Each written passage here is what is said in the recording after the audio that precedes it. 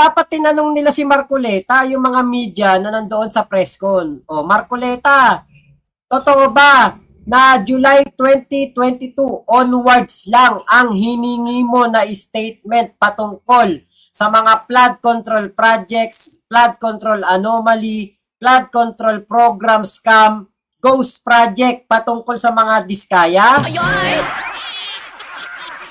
At wala man lang nagtanong doon na media na sinabi mismo ng abogado ni Diskaya na yun lang ang hiningi ng Senado. Diba? Kaya parang etong si Marcoleta, alam niyo po, alam naman nating lahat, tagapagtanggol to ni Digong sa Kanikibulok doon sa Senado. Yun naman talaga ang ginagawa niyan. Yun lang talaga ang goal nila. Sila Robin, sila Bato, sila Bongo, sila Aimee. Hindi taong bayan ang pinagsisilbihan niyan. Ang pinagsisilbihan niyan ay ang mga Duterte. Diba? So ito, pakinggan natin. 6981. Kasi po sinasabi rin po sa Section 4 na sinasabi na sa kaso ng legislative investigation in aid of legislation, yung witness po, upon his express consent, ay pwede siyang ma-admit into the program upon the recommendation of the Legislative Committee where his testimony is needed. So yun po yung aking ginawa. Ibig sabihin, lahat po ng aking ginawa na aksyon ay naaayon naman sa batas na umiiral. Provided that the recommendation is approved by the Senate President. Hindi nga po niya inapprove, kaya po yun ang tinanong ko sa kanya noong September 9 na po yata yun na nagkaroon kami ng session. O September 10 na po yata yun. Ang sabi niya, kaya hindi niya inapprove, nabasa niya yung sinabi ng SOJ na kinakailangan ng mga diskaya ibalik nila yung kanilang nakuhang hindi kanila. Yun ang magiging policy ng DOJ para sa ganon ay ma-approve yung kanyang aplikasyon under the WPP. Totoo naman, di ba? Ang dami talagang nakuha ng mga diskaya na hindi dapat sa kanila. Kasi pinaboran sila sa bidding ng mga proyekto dahil naglalagay sila. Kilala sila ng mga naglalagay. Kilala sila na nagbibigay ng komisyon. Kilala sila na nag-a-advance ng komisyon. Wala pa yung proyekto. Nasa Bids and Awards Commission pa lang o kung ano man ang tawag dyan. Nandiyan pa lang, binibigay na kagad yung porsyento ni congressman, ni mayor, ni gobernador o ni senator. Diba? Kaya sila talaga ang nanana mga bidding. Siya mang kanilang korporasyon, kumpanya. At lahat 'yon nakikipag-bidding. Pag natalo yung isa, mayroon pang 8 na panglaban. Diba? Kaya po, kung tayo po ang tatanungin, para sa akin talaga, ibalik nila yung mga hindi dapat na para sa kanila. Ibalik nila yung dapat na ibalik. Yung mga nakuha nilang kayamanan, mga nakuha nilang pera, mga nakuha nilang mga proyekto na hindi dapat sa kanila pero naibigay sa kanila dahil nagbibigay sila ng malaking komisyon. Mali-maletang komisyon. 100 millions pa nga daw po.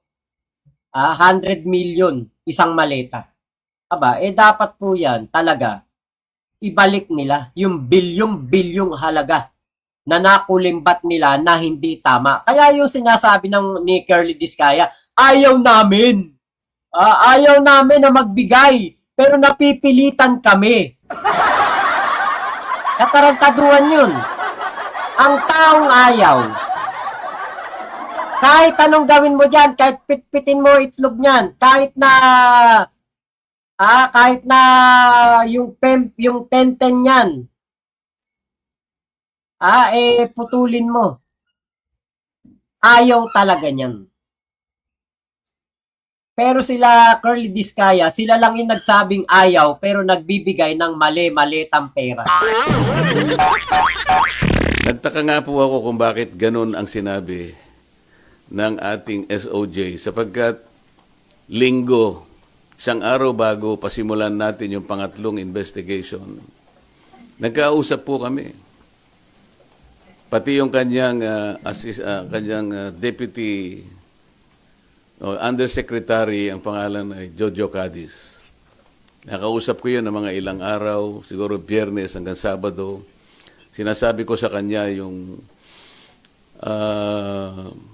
maaaring merong lumabas sa mga contractors na kasangkot dito sa aming pag-iimbestiga sapagkat nagpapadala sila ng feelers na maaaring may magsabi and they will come into the open. So I was looking at the possibility of granting them provisional immunity. Ang sabi naman nung Yusek Cadiz, mabuti po kanya i-repair ko rin sa ating SOJ. Sabi ko, tama-tama yan. Hanggang sa araw nga ng linggo, nagkausap kami personal. At tahasan niyang sinabi sa akin, pwede yan, sabi niya sa akin. Alam niyo naman, si Secretary Boying Rimulya, matalikong kaibigan yan, matagal kami nagsama sa House of Representatives. So pinanghawakan ko yung kanyang sinabi sa akin. Pwede nga, di ba? Totoo, pwede silang pumasok sa Witness Protection Program. Pero, hindi yan porque sinabi ni SOJ na pwede na kagad. Hindi na aaralin, hindi na iimbestigahan, hindi na idadaan sa pagsusuri, hindi na titignan ng kanilang mga nagawa. Ang gusto ni Marcos, 100% immunity, hindi kakasuhan ng mga Diskaya basta ituro lang si Speaker Martin Romualdez at si Saldico. Diba? Anak ng teteng. Hindi pwede yung ganon. Unfair yun. Diba? Kailangan, kapag ikaw papasok sa Witness Protection Program, you are the least guilty or not most guilty. Pero, kung ikaw ay nagbibigay ng mali-malitang pera sa mga politiko, binibigyan mo ng komisyon ang mga politiko, hindi yan least guilty. You're the most guilty dahil nakipagtulungan ka, nakipagkaisa ka para maisakatuparan ng korupsyon. Ay nako, ewan ko sa'yo, Marcos. Alam mo naman kanya, ang Senado ay kabatakan natin yan, lalong-lalo na sinusulong natin yung whistle. Kabatakan daw. Parang iba yun parang may sikreto kayo ni Sekboying kabatakan mo ba? Kabatakan daw niya si Sekboying kayo, may ginagawa kayo Kaya pala ganyan ang mukha mo, Marcos. Sige, kanya, panindigan natin. So matibay po yung aking paniwala. Malakas ang aking loob. Kaya sumulat nga ako at inirekomenda ko nga na siya mapa sa ilalim. Itong mag-asawang Diskaya sa Witness Protection Program. So ako'y nalulungkot kung bakit ginawa yon. Nagpahayag ng gano'n ang ating Secretary of the Department of Justice. At yun, ikaw ba, kailan ba sumaya yung mukha mo? Kahit kailan di ko pa nakita masaya ang mukha mo. Naman ang ginawang basihan ng ating Senate President na hindi nga niya pwedeng pirmahan yung aking sulat. Alam po ninyo, sa tamang pagkakataon, I'm going to confront the Secretary of Justice kung bakit niya sinabi yun. Sapagkat malinaw naman po sa batas. Kung titingnan po ninyo yung Section 3, isama na po ninyo yung Section 10 ng Republic Act 6981. Maliwanag po doon kung ano-ano ang mga requirements na kakailanganin. Ayan na yung requirements. Para mapasa ilalim ng Witness Protection Program ang isang witness na ayan na. Apply. Hindi po kasama doon yung restitution na kanyang binabanggit. Anak ng teteng. Oo, hindi kasama doon yung restitution. Totoo yan. Pero dapat not most guilty. Maliit lang ang partisipasyon niya doon sa krimen. At kung mali-maliit ang pera ang binibigay sa mga politikong korap ng mga diskaya, paano mo masasabi na sila ay not most guilty? Na magbabalik ka pa ng kung ano-ano sa gobyerno. Unang-una po, nasa pag-iimbestiga pa lang po tayo eh. Kanino kukunin at paano i-determine yung halaga na ibabalik ng mga diskaya kung sakasakali?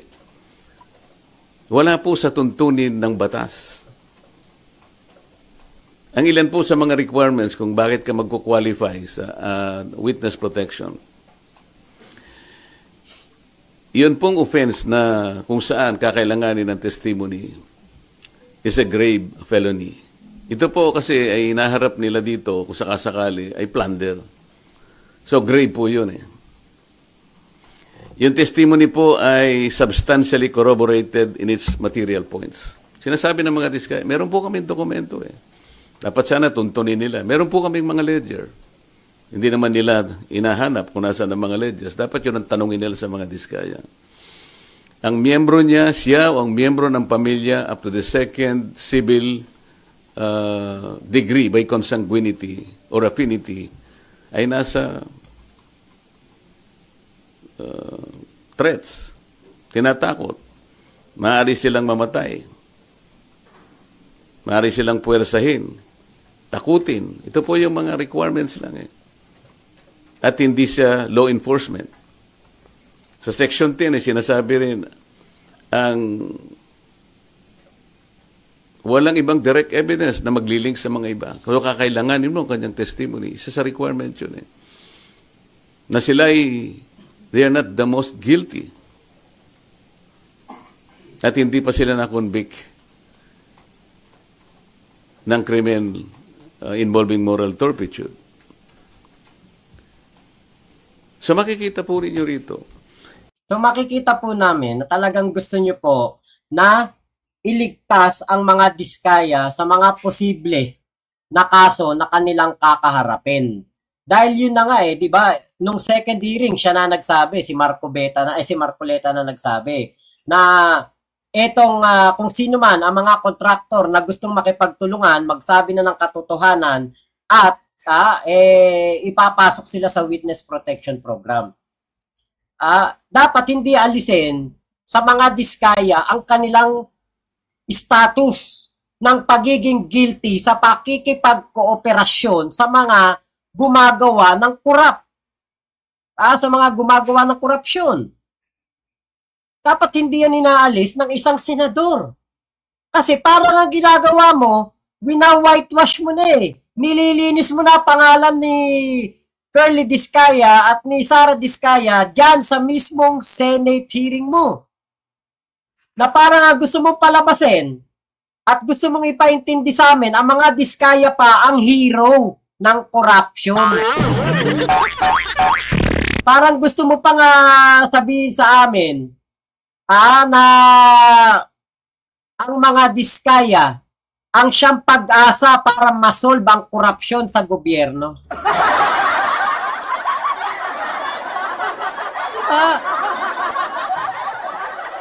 Hinusgahan mo na kagad sila na not most guilty or least guilty dito sa nangyayari sa korupsyon. Yan na kagad ang ano mo, yan na kagad ang husga mo. Samantalang, alam naman nating lahat na hindi sila ligtas at hindi sila dapat iligtas talaga dahil nakipagkuntsabahan sila sa mga gumagawa ng korupsyon. Yun sana ang ipaintindi mo. Kaya lang, nakikipag-bargaining agreement ka na nang hindi pa man lang naiimbestigahan sa korte o hindi pa man lang nakikita sa korte kung sila ba talaga ay least guilty or not most guilty. Para sa akin, guilty na kagad sila. Dahil kapag sinabi ni Curly Diskaya na nagbibigay sila ng porsyento in advance pa ha, sa mga politikong korap na momorsyento sa proyekto, may korupsyon na talaga dyan kagad. Malaki na kagad ang korupsyon dyan. Kaya wag namang ganun. Diba? Masyadong masyadong nahalata naman na ikaw naturingan kang senador ng bayan, hindi ka senador ng mga Duterte o senador ng Diskaya. Halatang halata ang pagtatanggol mo sa pamilya na to. Bakit gusto mo kagad protekta ng mga Diskaya? Hindi ganon ang paghahanap sa hustisya o pag-iimbestiga sa korupsyon. Hindi yung, sige, magsabi ka ng ng katotohanan, sabihin mo yung side mo, magturo ka ng magturo, ililigtas ka namin sa kaso. Hindi pwede yung ganon. Diba? Ang gusto kasi ni Marcos, ang gusto niya, iligtas na kagad ang mga Diskaya sa kasalanan at protektahan ang mga Duterte. Na-convict ng krimen involving moral turpitude. So makikita po rin nyo rito, yung restitution na sinasabi ng Secretary of Justice, na yun naman ang pinagbasihan ng Senate President, hindi po kasama sa requirements para lang ikaw ay makapag-apply under the Witness Protection Program. Bakit po bumaligtad ang Secretary of Justice? Ngayon po, sinasabi ni Senate President, nagmamadali daw po ako na mabigyan sila ng Witness Protection Program. Yun po yung sinasabi ng batas eh. Pag hiningi nila with their consent, sapagkat nanganganib ang buhay niya, hindi ka magmamadali. Ilalagay ko po ba sa kamay ko ang kaligtasan ng mag-asawa na yun? Sila po ay nagkusa, gumawa ng salaysay.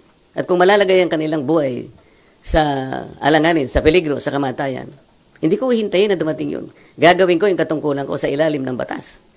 Kung sinasabi nila nagmamadali ako, maaaring nagmamadali ako sapagkat yun ang kailangan para sila'y mailigtas. Anak ng teteng. Buti sana kung magbubuti lang yan, dalawang yan. Diba? Buti sana kung nangangalakan lang yan, tapos tanghalian yan, pagpag. Yun, masabi ko baka ang kanilang buhay talagang nanganganib. Pero pag ganyan, na halos naliligo sa kayamanan niyang mga yan, ang bahay ay bato, ang gate ay napakataas. Anak ng teteng, hindi manganganib buhay niyan. Kahit 10,000 na bodyguard, kayang-kaya niyan kumuha. Naka-bulletproof ang mga sasakyan niyan. Grabe yung pag-aalala mo, Marcos, sa mga Diskaya. Alalang-alala ka sa buhay nila. Pero yung buhay ng mga binabahang mga Pilipino, kada maihilang ang palaka dito sa ating bansa, Sus Mariosep, hindi mo naisip.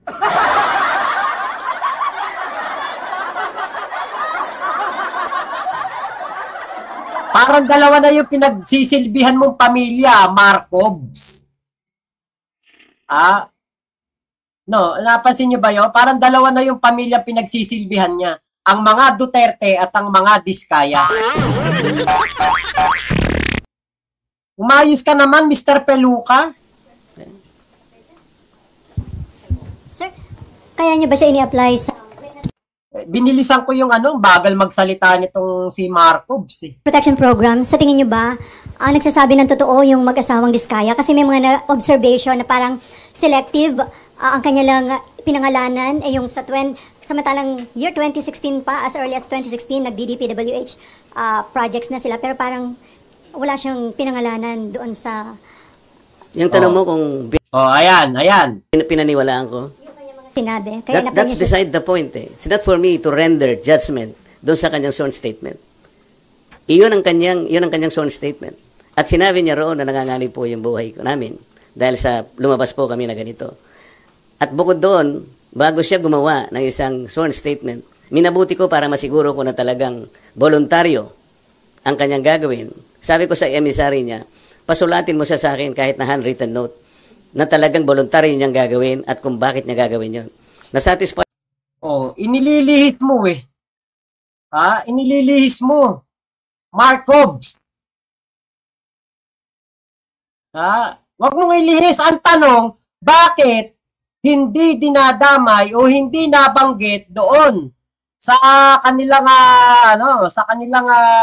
statement ang mga Duterte. Samantalang 2016 pa lang nakapasok na sila sa DPWH as contractors. Bakit mo iniiba? Bakit mo sinasabi na pinasulat mo sila ng mga statement? At tinatanong bakit ang mga Duterte hindi nabanggit? Kaya ko doon sa kanyang sulat. Kaya sabi ko, sige, sabihin nyo sa kanila, gumawa sila ng sworn statement. Hindi para sa akin na i-judge yung sworn statement. Ito will form part of the proceedings. Bobo, nagbobobobobohan. Ang linaw ng tanong eh. Diba? Bakit hindi nabanggit yung 2016 to 2022 na mga proyekto ng mga diskaya sa DPWH? Tapos ang sworn statement ng mga diskaya. Bobo. Na pagdating ng araw, ito ay gagamitin po ng korte. Mahaba pong proseso ito eh. The Senate President already rendered judgment doon sa sworn statement. Dapat hindi po ganun eh. Wala po kaming karapatan husgahan ang sworn statement ng isang taong gustong magpahayag ng kanilang saloobin. May kinalaman. Hindi nyo pwedeng husgahan. Pero sinasabi mo, katotohanan yung sinasabi ni Kerly Diskaya. Kung hindi mo pwedeng husgahan, ba't mo sinasabing totoo yung sinasabi ni Kerly Diskaya? At bakit mo sinasabi na nagsisinungaling si Bryce Hernandez? Ewan ko sa'yo. Ha? Buisit ka talaga. Kakainis ka. Alatang-alata naman. Grabe naman yan, Marco Beta. Masyado kang halata. Kaya hindi ako magtaka, hindi ko masisisi mga kababayan natin kung sila po ay mag-aklas laban sa mga ganitong politiko. Kay PBBM, hindi sila makakapag-aklas. Si PBBM nga, sabi niya, kung hindi siya presidente, sasamahan niya sa rally yung mga magra-rally sa September 21. Di na ako magtaka kung may mga taong susugod niya sa Senado. Sa pag-iimbestiga nito. Pero sir, yung decision nyo na gawin siyang state Hiningi po niya yun. At nasa batas po na kinakailangang ibigay sapagkat nanganganib nga yung buhay niya sang-ayon sa kanilang bahay. Nakikita ko rin po. Sa tahanan nila, pinagbababato sila. Ano? Anak ng teteng. Nagbabato, wala ng kapangyarihan yung mga yun. Buti sana kung may tangki doon. May dalang Armalite. Ay, huwag mo sabunutan, Ate Vergie, matatanggal yung peluka. Wow, Kuya Ben Villanueva, papayat ka na. Yun nga, ginagawang tanga, di ba, ni Marco Beta ang taong bayan, na Leticia Tecson. Ano ang gagawin ng isang chairman ng Blue Ribbon Committee? Sir, nakonsulta daw po ba yung mga miyembro ng Blue Ribbon o yun ay sariling decision nyo, sir? Paano kung kukonsultahin? Hindi ko nga alam kung maglalabas sila ng sworn statement. Nung ibigay nila sa akin yon, gabi ng linggo, nung makuha ko yung in a sealed envelope. Wala na akong pagkakataon na bigyan ko ng kopya ang aking mga kasama. So dahil magsisimula ng alas 9, doon ko inihayag yung sworn statement. Di nga. Di ba kung gusto mo talagang bigyan ng sworn statement yung mga kasama mo na senador, pagkatanggap mo nung gabi, pinasirox mo kagad. Imposible naman wala kang tauhan. Hi, sir. Sir, Mean po from TV5. Sir, Ito maganda yung tanong nito. need to ask this, ha. Kasi sinasabi kaya daw po ang bilis ninyong inirekomenda maging state witness, nagkaayusan na. Yun. Would you want Sino po to comment? Nagkaayusan naman na talaga. Sabi nun? Sir, yun yung mga nag-circulating among netizens, sir, nung time na lumabas yung letter na... Sana po merong nagsabi talaga kasi mahirap mag-speculate ng gano'n. Nagmadali po ako.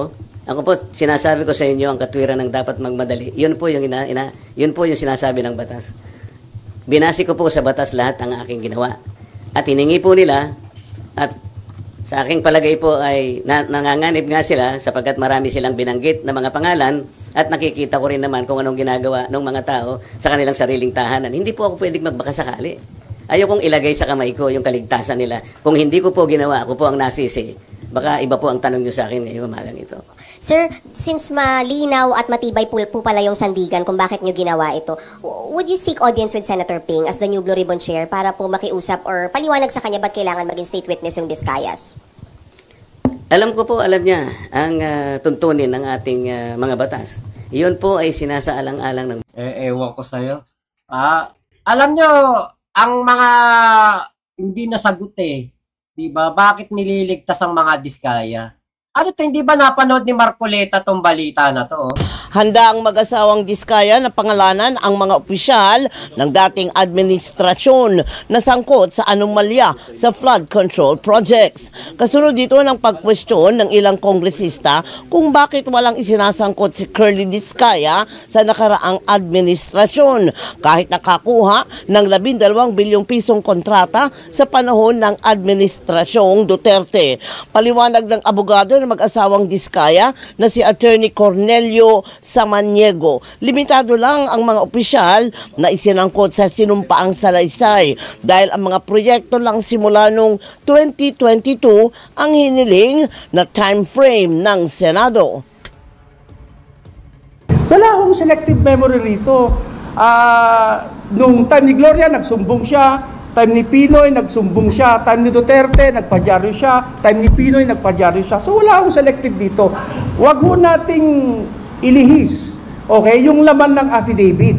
Kasi yung affidavit ho, tumatalima ho kami sa sinasabi, sa gustong mangyari ng Senado nung nagkaroon sila ng letter of invitation. Malamig naman ang Department of Justice sa Di ba? Galing mismo sa abogado ni Marcov na 2016 hindi po ipinasama hanggang 2022. 2022 onwards lang ang hiningi po nitong Senado o ng Blue Ribbon Committee. Doon pa lang meron ka nang iniingatan Marcos. Diba? Ang gusto nila, hindi masama sa investigasyon ang DPWH ni Digong. Yan ang pinoprotektahan ni Marcos. Abay, malupit. Wow! Ni Marcos. Marcos na lang. Kasi pag Marcos daw, parang tunog Marcos. Marcos. Short term for Marco Beta. Buisit ka. Ang buisit yung mukha mo, Marcos. Diba? Kaya nung tinatanong ng reporter si Marcos kung bakit hindi sinasama ang mga Duterte o ang administrasyon ni Duterte sa iimbestigahan ng Blue Ribbon Committee, umiwas si Marcos. Hindi niya direktang sinagot yung tanong ng media. Bakit? Di ba? Kasi ito dapat ang tinanong ng reporter, sir, ayon po sa balita ng DZMM, kayo po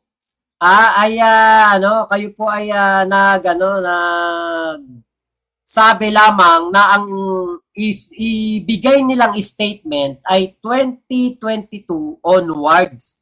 2022 pababa, hindi po ninyo hiningi. Meron po ba kayong iniingatan, iniiwasan, o meron po kayong pinoprotektahan kaya hindi nyo hiningi ang statement ng mga Diskaya patungkol sa 2016 to 2022 DPWH project nila na kung saan sila po ay nakakobra ng nasa 12 billion na halaga ng mga proyekto. Kung ako yung media doon, ganun ang tatanong ko. Kasi yun ang tamang itanong. Teka sir, meron pong balita ang DCMM. Sabi po kayo daw po 2022 pataas lang ang gusto nyong imbestigahan sa mga Diskaya. Diba? Kaya nako parang talagang tinatarantado nyo lang kaming mga Pilipino at ang gusto lamang ninyo ay dito lang sa administrasyon ni PBBM ang maimbestigahan. Pero yung panahon ni Digong, ayaw niyong maimbestigahan yan. Bakit ganun? Hindi naman pwedeng sasabihin ninyo na walang korupsyon nung panahon ni Digong, dahil si Digong na mismo ang nagsasabi sa kanyang mga press con, talk to the people, na punong-puno ng korupsyon ng DPWH. Pero wala po siyang naipakulong. Ang sinasabi sa balita, meron siyang mga tinanggal, pero inilipat lang ng pwesto. Kunwari, yung engineer nakurakot nandoon sa Batangas, inilipat lang ng Bulacan. Yung kurakot na DPWH employee ng Pampanga, inilipat lang sa Cavite. Ganun lang. Pero hindi po talaga naipakulong o talagang tinanggal sa pwesto.